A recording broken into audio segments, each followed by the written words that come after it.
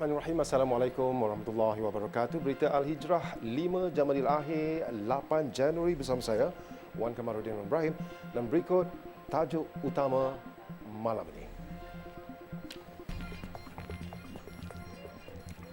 Masjid di Perlis mula rapatkan sejadah jemaah. Juga mayat bayi cukup sifat dicampak atas rumput.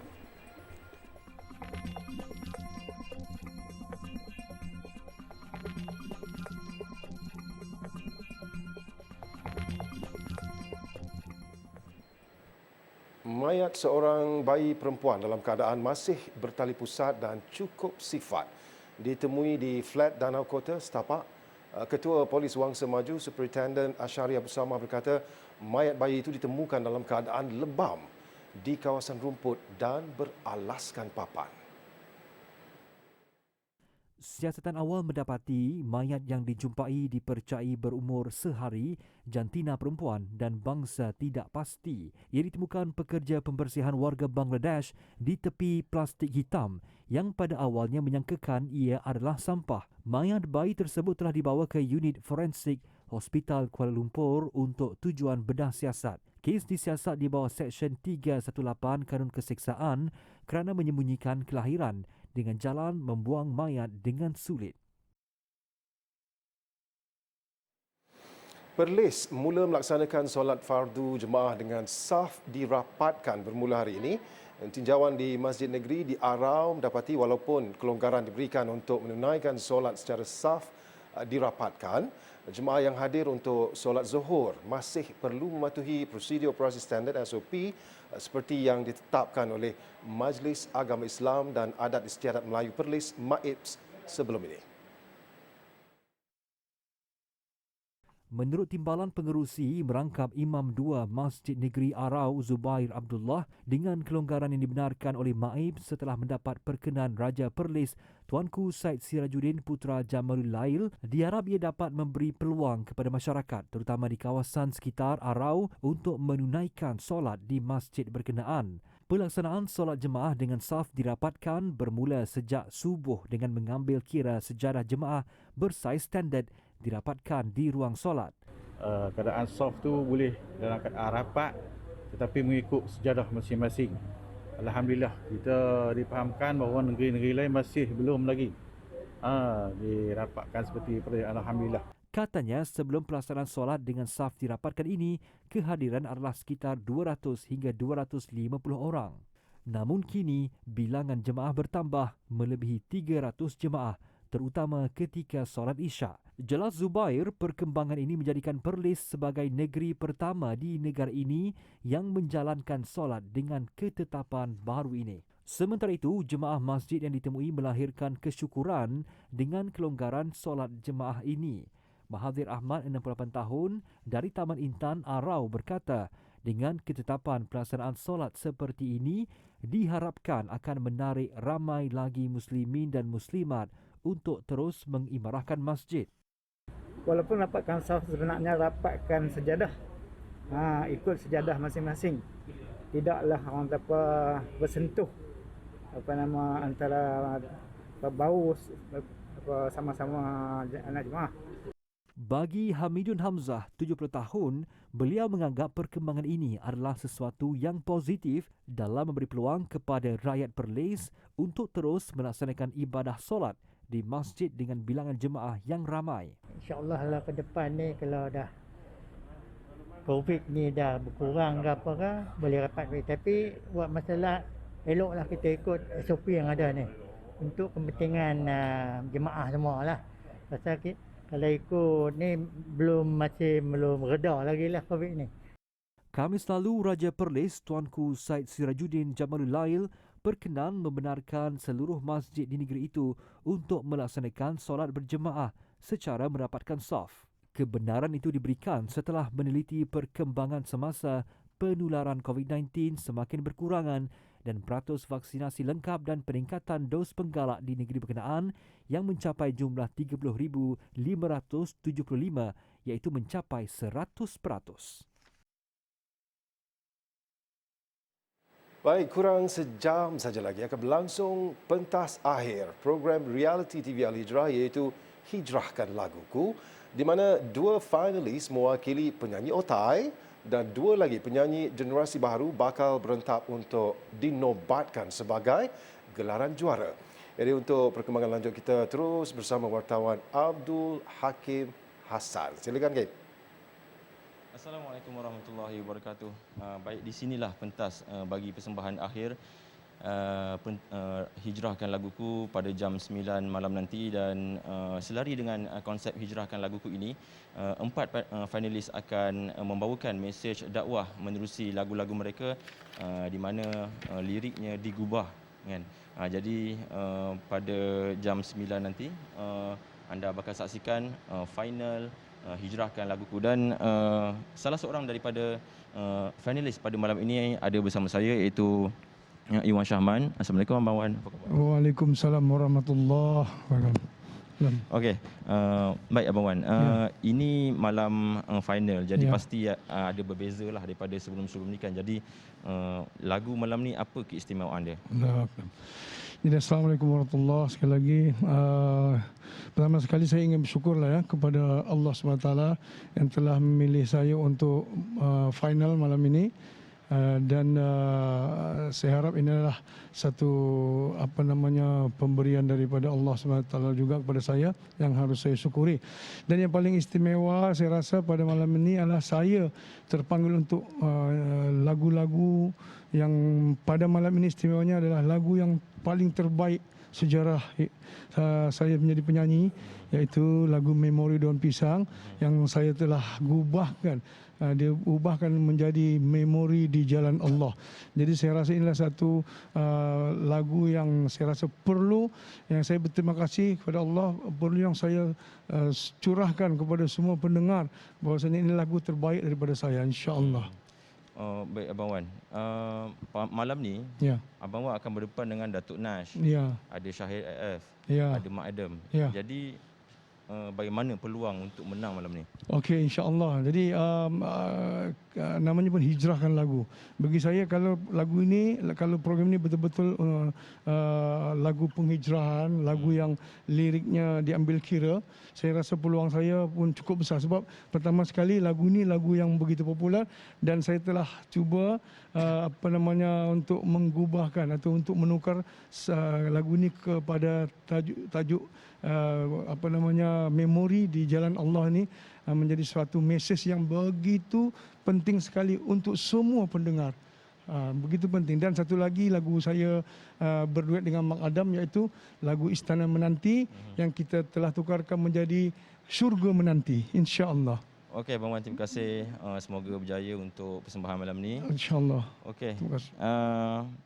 Baik, selain Iwan Syahman, kita ada Datuk Nash, Mak Adam dan Syahir yang sebagai finalis untuk pada malam ni, dan dia akan bermula pada jam 9 malam nanti. Dan sekarang semua pihak-pihak produksi, kru staff dan artis dan mereka yang terlibat bagi konsert ataupun persembahan malam ni sedang membuat persiapan terakhir sebelum bermula pada jam 9 malam nanti. Dan untuk makluman anda juga, ada persembahan khas daripada Zaman Islam, Kat Farish dan Mawi. Baik, kepada penonton TV Al-Hijrah, jangan lupa untuk saksikan Hijrahkan Laguku live secara langsung pada jam 9 malam nanti. Sekarang kita teruskan bersama Abang Wan di studio. Baik, terima kasih Hakim. Itu dia Hakim tadi. Saya ingatkan sekali lagi, konsert akhir Hijrahkan Laguku 9 malam ini live di TV Al-Hijrah. Laporan seterusnya, ini laporan yang baru kita terima. Dewan Bandaraya Kuala Lumpur di BKL dan Institut Pendidikan Keselamatan Jalan Raya Malaysia MIROS akan bekerjasama bagi pelaksanaan had laju 30 km sejam di zon terpilih di Ibu Negara dan 50 km sejam bagi zon lain. Perkara itu dimaklumkan pengerusi Lembaga Pengarah MIROS, Dato' Surit Singh, melalui Twitternya. MIROS juga berbincang berhubung perkongsian data kamera litar tertutup CCTV mengenai kesalahan trafik.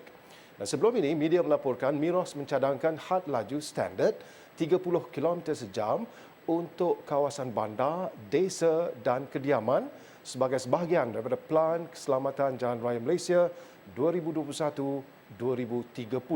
Katanya, had laju itu akan membolehkan orang ramai menguruskan keselamatan dengan lalu lintas jalan raya selain mewujudkan kawasan yang selamat, sihat, hijau dan sesuai didiami.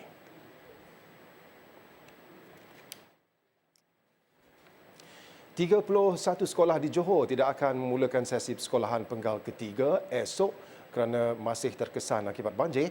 Nadia berikutan sekolah berkenaan dijadikan pusat pemindahan sementara PPS selain terdapat sekolah yang masih dinaiki air.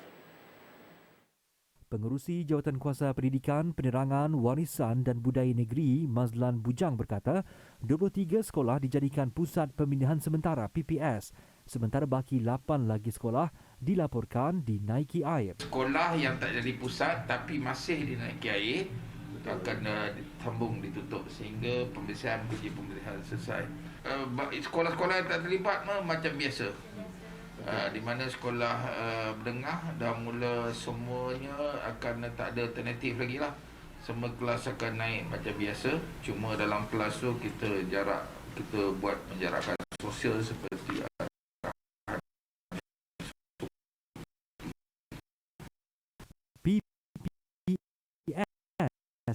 melibatkan. Baik, kita teruskan. Seramai 160 sukarelawan daripada Pertubuhan Peladang Kebangsaan, Nafas dan Universiti Teknologi Mara UiTM bekerjasama dalam misi bantuan pasca banjir di Selangor.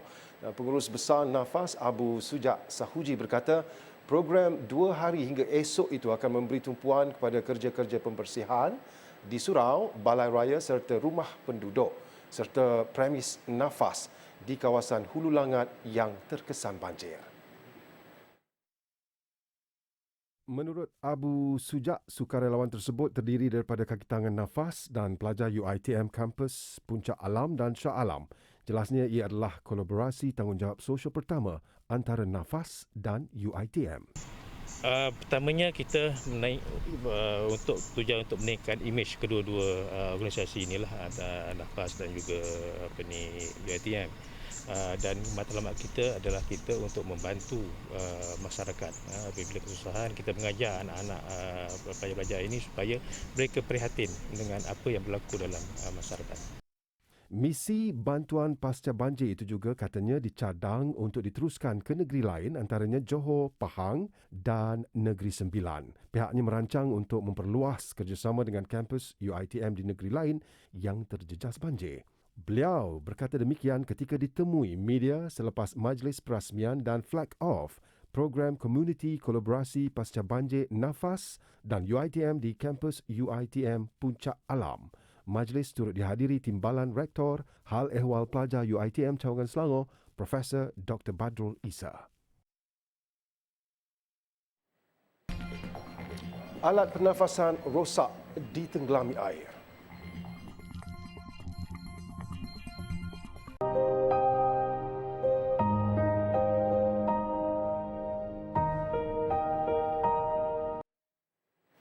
Di Pulau Pinang, penduduk berpendapatan rendah menyifatkan program Jualan Keluarga Malaysia PJKM sangat berbaloi kerana barangan yang dijual jauh lebih murah berbanding harga pasaran.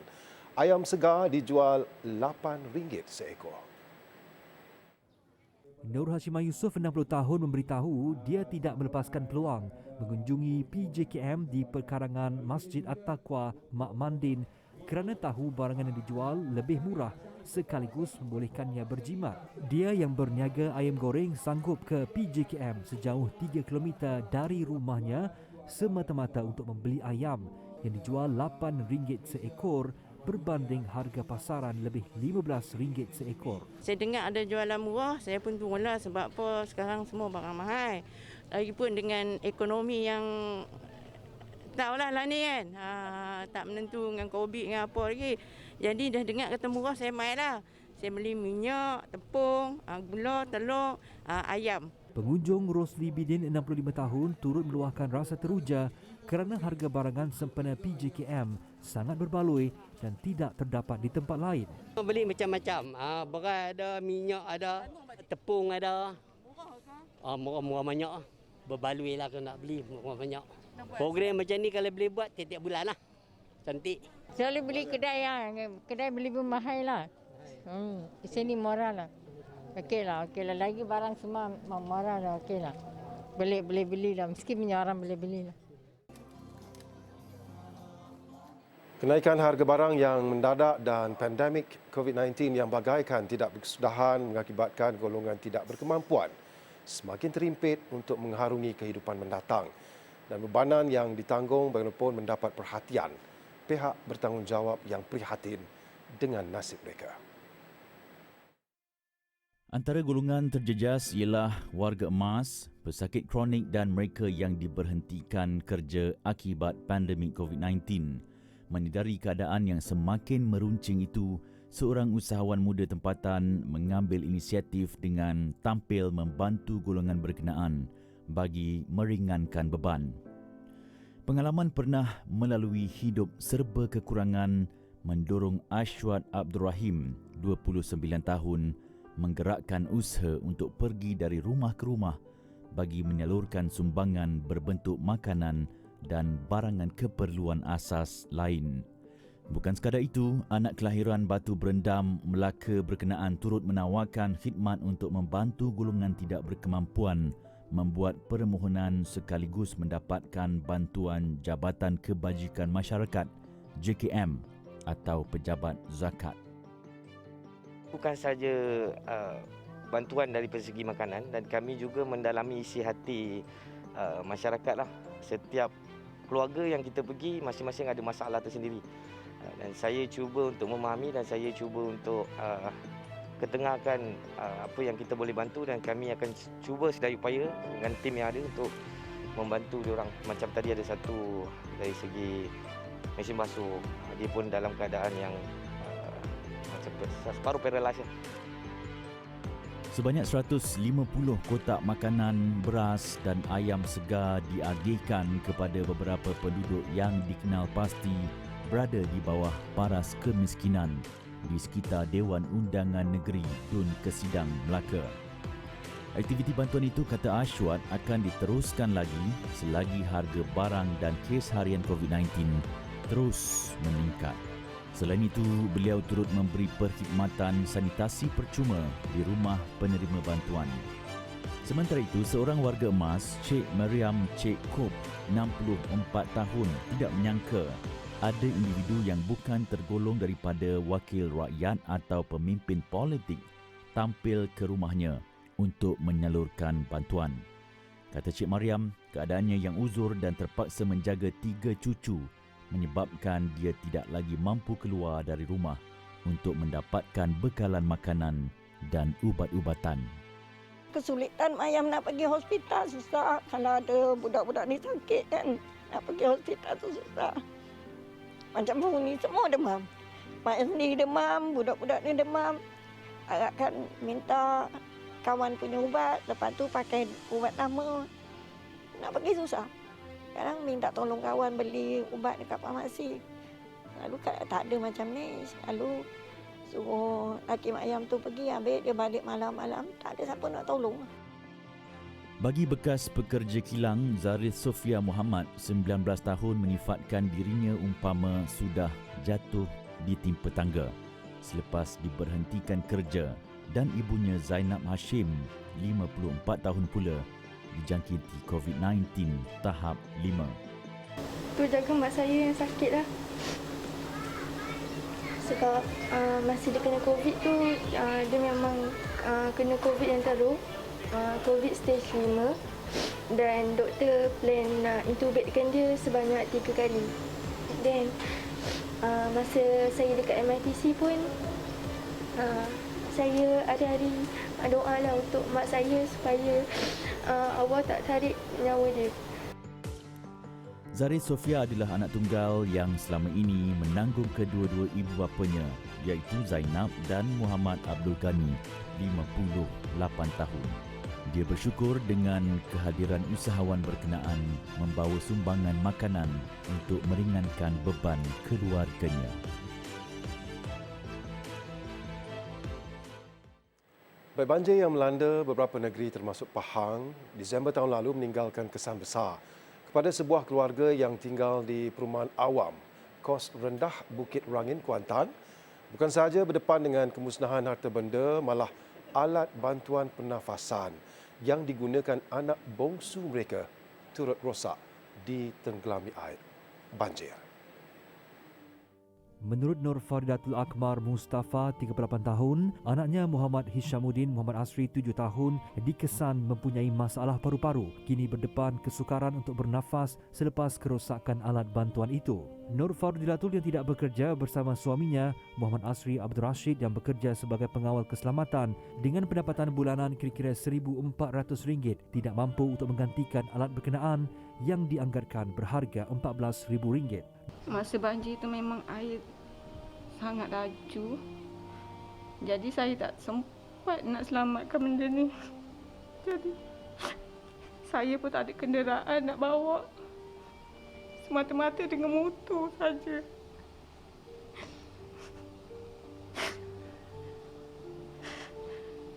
Esok kan saya nak datang nak ambil, orang tak bagi masuk dah sebab air terlalu tinggi sangat. Nur Fardilatul mengulemkan anak bongsunya itu mula dikesan menghidap penyakit berkaitan paru-paru sejak berusia 6 bulan. Susulan itu, Muhammad Hishamuddin sering menghabiskan masa di Wad Hospital Tengku Ampuan Afzan, Kuantan bagi tujuan rawatan. Anak ketiga pasangan ini dijadualkan menjalani satu lagi pembedahan Mac depan. Justru beliau berharap ada pihak sudi membantu keluarganya yang sedang dalam kesempitan ketika ini, terutamanya membantu anaknya mendapatkan alat bantuan pernafasan yang baru. Orang ramai yang ingin menghulurkan sumbangan boleh menghubungi Nur Fardilatul di talian 011-2534-0421 atau menyumbang ke nombor akaun tertera.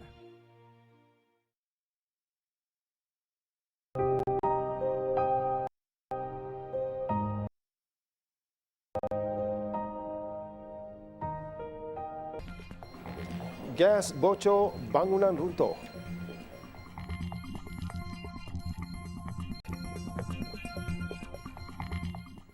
Sekurang-kurangnya 16 korban manakala 10 lagi mangsa cedera selepas sebuah bangunan runtuh di Chongqing, China. Runtuhan disyaki berlaku akibat letupan yang dipunca daripada kebocoran gas. Seramai 26 mangsa terperangkap dalam runtuhan bangunan tersebut, namun semua mereka dilaporkan telah berjaya diselamatkan oleh pasukan penyelamat yang telah dikerahkan ke tempat kejadian bagi operasi mencari dan menyelamat SAR. Mangsa yang cedera telah dihantar ke hospital untuk mendapatkan rawatan lanjut. Insiden tersebut telah menyebabkan tempat kejadian di daerah Wulong diselubungi kepulan asap tebal dan debu. Menurut pihak berkuasa, punca insiden terbabit masih dalam siasatan.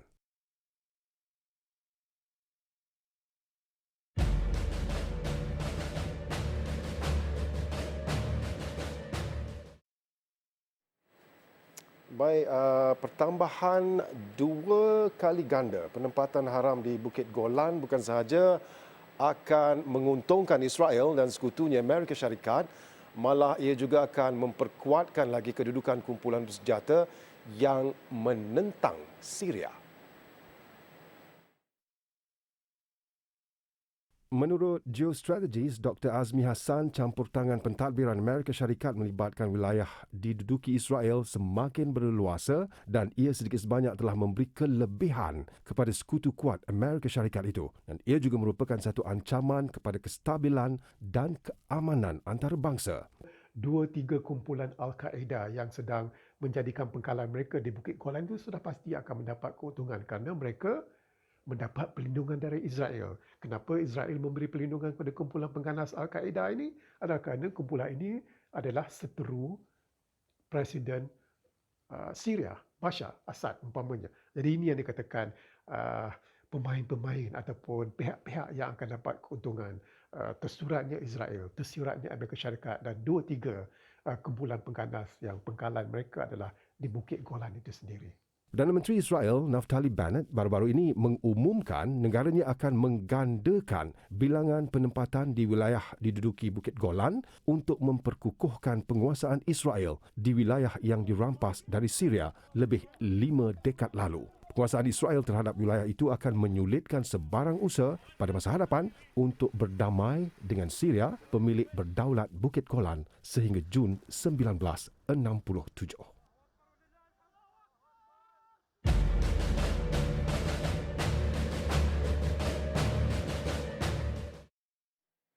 Baik, sebelum berpisah kita hayati kata-kata keluarga Malaysia ini. Sebuah institusi keluarga sentiasa berperanan memelihara agama, melindungi keselamatan, menjaga maruah dan memastikan nasib setiap ahli keluarga terbela.